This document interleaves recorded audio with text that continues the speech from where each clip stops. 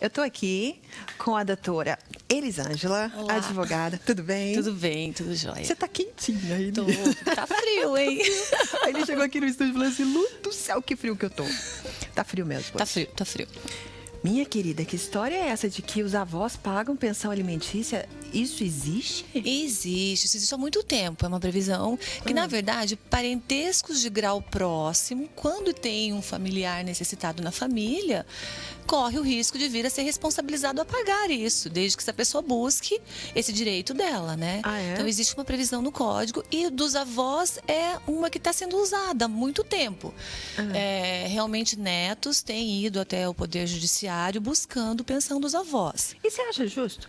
Então, quando? Não é sempre, né? Quando que os avós vão ser responsáveis, né? Vão ser responsáveis quando o pai, ou não tem o pai, né? No caso, faleceu o pai e os avós têm condições para isso, né? Então, eles acabam assumindo essa responsabilidade, né? Ou no caso, quando o pai não tem condições alguma, né? Então, não é sempre, eu tenho um avô que tem condições, eu já vou atrás do meu avô. Não, não é assim que funciona, né? Isso não seria justo, eu concordo, daí não seria justo. Quando eu vejo, assim, que acaba sendo justo? Quando o avô tem uma certa condição de vida, tem como ajudar aquele neto que está precisando, né? Então, ele tem que provar essa necessidade, porque o pai não tem condições, né? Ou o pai, naquele momento, está desempregado, ou o pai está com algum problema, então, ou não tem o pai, no caso, né, do pai já ser falecido. Então, eu acho que nessa história, analisando realmente o caso a caso, eu vejo que dá pra gente responsabilizar. O avô acaba tendo essa responsabilidade de dar um apoio para aquele neto que está precisando, né? E que história é essa que o pai ou a mãe pode também pedir pensão pro filho? Também. É uma linha que vai e que vem, né? Então, essa Sabia, questão não? de pode, né? Vamos pensar que depois que fica velho, tem muitos filhos que esquecem os pais, né?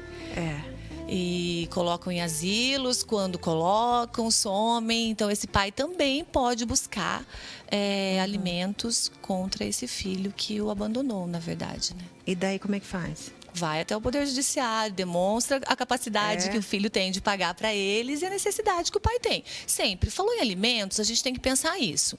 Existe um binônimo que a gente fala, né? Necessidade e possibilidade.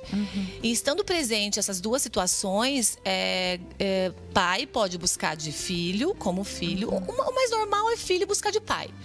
Né? A gente até fala pai, mas pode ser a mãe, né?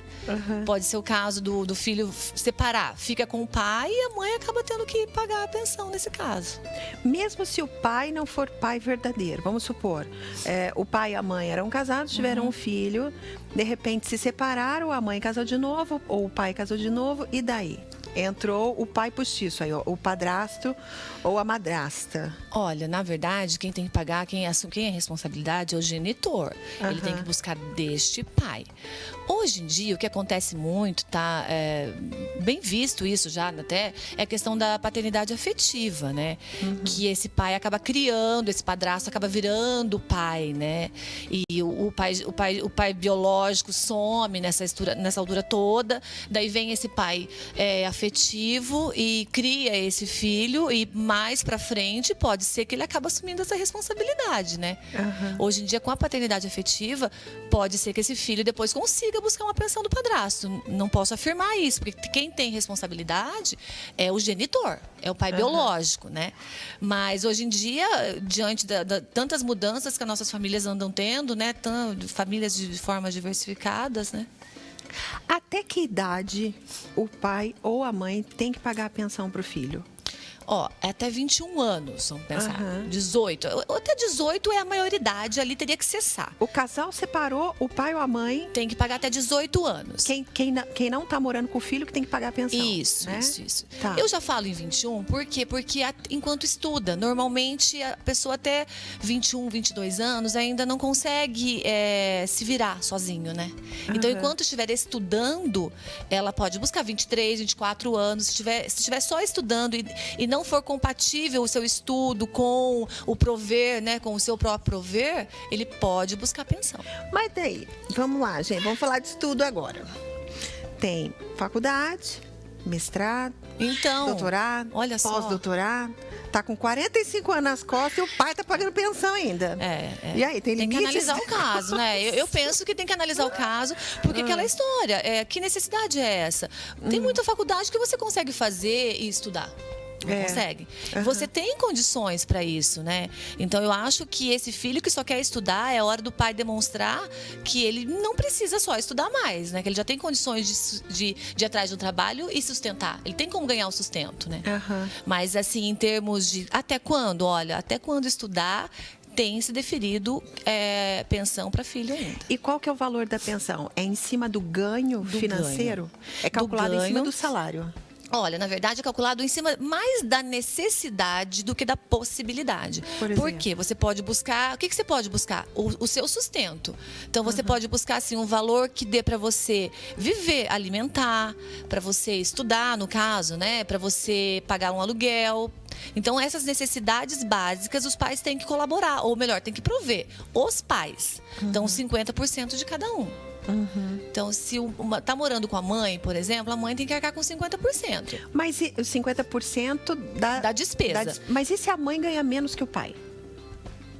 Como? O pai ganha mais, vamos supor. O casal se separou e o pai ganha infinitamente mais do que a mãe. Tá. Os dois têm que arcar com a despesa do filho. Vamos supor que o filho gaste lá por mês R$2.000. Sim. Então seria R$1.000 para o pai e R$1.000 para a mãe. Mas a mãe ganha menos do que o pai.